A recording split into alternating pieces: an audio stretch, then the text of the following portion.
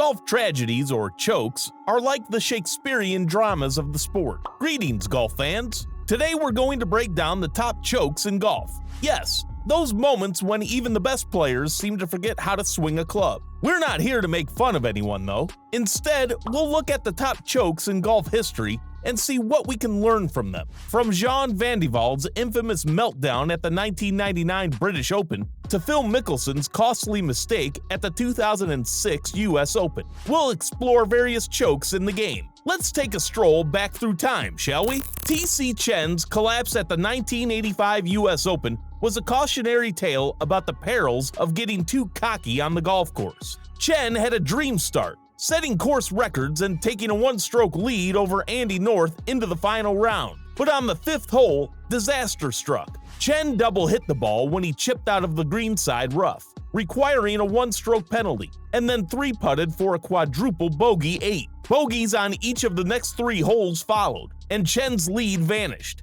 Although he briefly got back a share of the lead on the back 9, it was too late, and he finished with a 7 over par 77. North shot a 74 to win his second US Open championship by 1 stroke over Chen and 2 others. Chen never contended again in the US Open and finished tied for 59th the following year, and then missed the cut in 1987 and 88. It was like watching a one-hit wonder fade into obscurity. Ladies and gentlemen, grab your popcorn and settle in for a tale of heartbreak and woe on the links. We're talking about Adam Scott's meltdown at the 2012 British Open. Scott played great for 3 days, but something happened. Maybe he got too confident, or pressure caught up to him. Scott's collapse was so epic it included 4 straight bogeys. And let's remember that it wasn't even Ernie Els' dominant play that won him the tournament. No, it was Scott's epic collapse that handed Els the Open Championship on a silver platter. His interview after his epic collapse not only revealed how aware and insightful he is of himself, but what a real champion looks like, and all he stated was,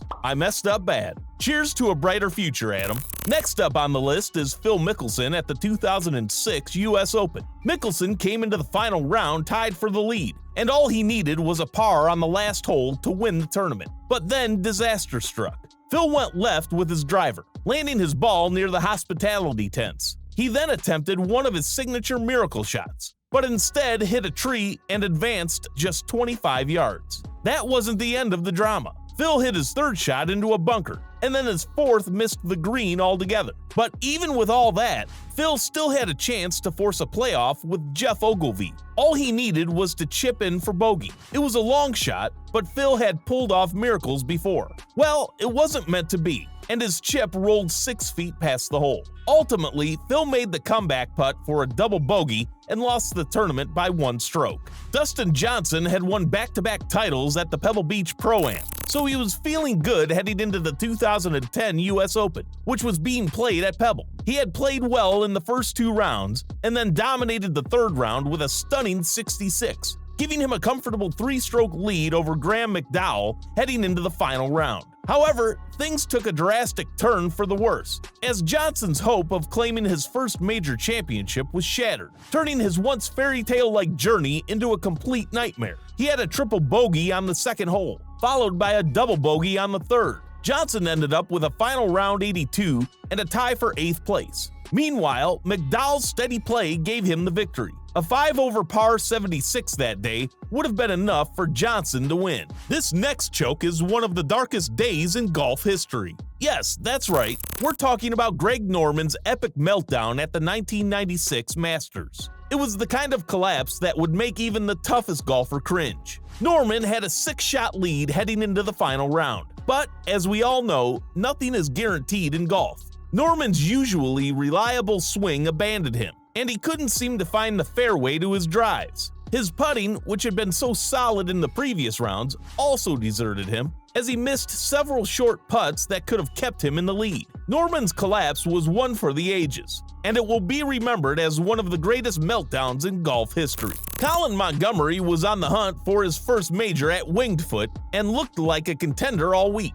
He was the first-round leader and only 1 shot back midway through the tournament. Even when he slipped 3 shots behind on the final day, he still had a chance. He hit a 75-foot birdie putt on the 17th hole and had a share of the lead as he headed to the 18th. But that's where things took a turn for the worse. He may not have known it then, but all he needed was a par to win and a bogey to force a playoff. On 18, Montgomery hit his approach shot way right into the thick rough. He tried to chip out, but the rough was too high, and he found himself staring at a double bogey. Montgomery later said, "I look forward to coming back next year and trying another US Open disaster." Montgomery never did win a major. Retief Goosen's final round at Pinehurst was like a classic game of Jenga, with his game crumbling piece by piece until the whole thing toppled over. He had built up a commanding lead, looking to add another major to his trophy cabinet. But on Sunday, he simply didn't have it. 6 extra strokes on the front 9 and 5 bogeys on the back turned his round into a horror show, and he finished with 81, 8 strokes behind the winner Michael Campbell. It was the 1966 US Open, and Arnold Palmer looked like the course's king. He had a 3-shot lead heading into the final round, and was on track to beat Bobby Jones' US Open scoring record. At the turn, he had a whopping 7-stroke lead over his playing partner Billy Casper. But then, things took a turn for the worse. Palmer bogeyed the 10th hole, another bogey, and Casper was starting to catch up. By the time they reached the 16th hole, it was an even match that saw Casper prevail in the end, and Palmer was left with nothing but a second-place finish. Let's take another stroll down memory lane to the 2011 Masters, where a fresh-faced Rory McIlroy looks set to conquer the golf world. After leading throughout the first 3 days, the Northern Irishman was just 18 holes away from victory, and he could practically feel the comfort of the famous green jacket. A wayward tee shot on the 10th hole left him having to hit a shot around a tree, and he finished the hole with a triple bogey 7, and suddenly his lead was in jeopardy. McIlroy's game never quite recovered after his downfall at the 10th. He finished the round 8 over par for the day, dropping him to a tie for 15th in the final leaderboard. In 1999, Frenchman Jean Van de Velde held a 3-shot lead heading into the final hole of the British Open Championship. All he had to do was make a double bogey to win the tournament. Instead, he hit his tee shot into the rough, hit his second shot into a creek, and then took off his shoes and socks to hit his third shot from the water. He eventually made a triple bogey, leading to a 3-way playoff in which he lost. This is one of the top chokes in golf by Van de Velde, losing the Open Championship on the 18th hole with a 3-shot lead. Bye-bye claret jug. Chokes in golf may be painful to watch, but they teach us valuable lessons about the game. So, the next time you find yourself in a high-pressure situation on the golf course, remember to stay cool, calm, and collected. Leave a comment below if we missed a choke in golf or one you remember watching live.